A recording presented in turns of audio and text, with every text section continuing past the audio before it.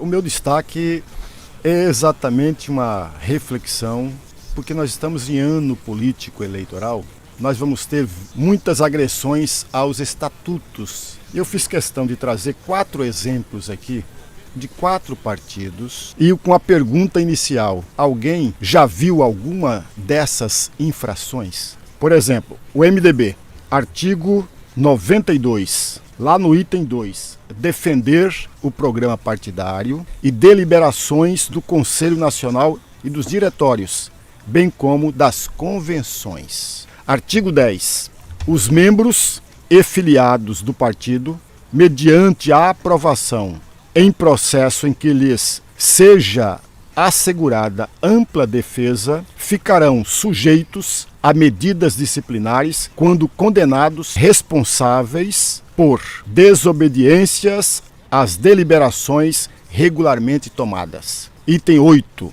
que é o último item desse artigo. Apoiar candidato diverso do adotado pelo órgão partidário, pela convenção. Eu cheguei a ouvir uma frase do senador Wellington Fagundes, que disse com todas as letras, eu estava muito próximo dele, ele disse com todas as letras que o senador Jaime Campos já externou o apoio à sua candidatura, independentemente da decisão do partido. O Emanuel Pinheiro parece que já externou apoio ao Wellington Fagundes. Mas aí, e se o MDB partidariamente apoiar uma outra candidatura ou ter um outro candidato? Esse filme, amigo, não é novo, é antigo. Veja a União Brasil, o artigo 17. Trabalhar pelos candidatos do partido e não se manifestar como oposição ao partido ou seus candidatos. Item 3.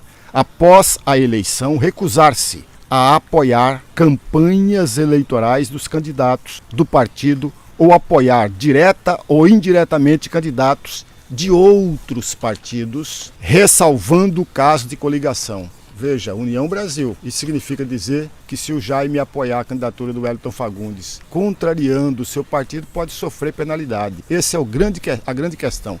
Existe toda uma estrutura para fiscalizar e para punir os infratores. Aliás, todo e qualquer filiado de partido pode entrar com uma representação contra um colega filiado na comissão. E ele tem 5 dias, depois que aceitou a representação, 5 dias para a defesa do acusado. PSD, artigo 78. Ficarão sujeitos às medidas disciplinares, desobediência às deliberações e às diretrizes anotadas como questões fechadas pela convenção ou comissão executiva. Letra D.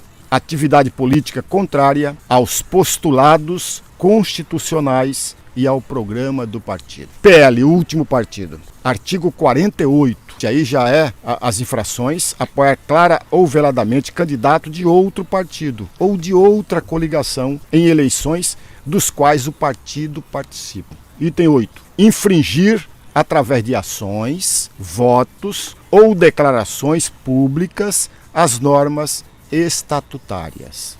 Amigos, eu fiz questão de trazer esses trechos aqui para mostrar que o estatuto não é perfeito, há erros, inclusive de concordâncias, independente das coisas que existem equivocadas dentro do estatuto. Ele foi trabalhado, ele foi estruturado, ele foi escrito para dar diretrizes, para dar todo o norte dos seus filiados. O problema maior é aquilo que nós já falamos aqui em outros momentos. O filiado, ele ao assinar a ficha de filiação, ele sequer folheou ou olhou o estatuto do partido. Nunca olhou.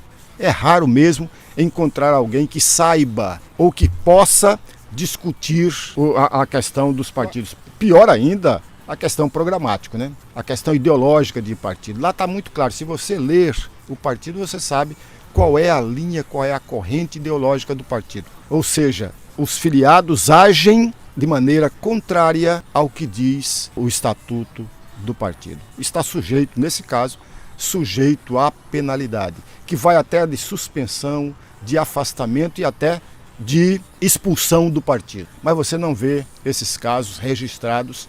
Tem gente que não está nem aí com o Código Civil. Se você pegar a ficha corrida do rapaz, se você pegar os processos que ele tem na justiça e que podem levá-lo à cadeia e ele não liga, imagina se vai dar bola para algo que simplesmente é pro forma. Tá lá escrito, mas nunca aconteceu nada com o seu ninguém. E outra coisa, o máximo que vai acontecer, vão me tirar desse partido. Olha o tanto que tem aí para tanto de partidos. Aquilo que a gente sempre fala, né? A legislação brasileira, ao lê-la, você acha que é perfeita. Não, olha isso aqui mesmo. Olha o que está escrito aqui. Coloca na prática aqui no Brasil que a coisa é diferente. E aí você tem razão, a diferença do comum para o normal, né? Comum é aquilo que acontece com frequência, é comum, mas normal é aquilo que atende à norma, né? Então muita coisa é comum, mas não é normal, não podemos normalizar as situações, né? Essas movimentações, essas traições que o Dorenberg apontou, elas são comuns, né? Porém não podem ser normais, né? A gente não pode de fato normalizar, mas tem que entender as coisas, amigos, né? A gente precisa entender a lógica, e não ficar também num gueto, né? Num mosteiro, né? Como um monge e falar, não, tá todo mundo pecando, não seguem a Bíblia, né? A grande questão da democracia brasileira, amigos, é essa tensão entre instituições importadas e uma cultura política nacional, aqui, nossa, né? Porque essas instituições todas não vieram daqui, vieram da Europa, dos Estados Unidos, né?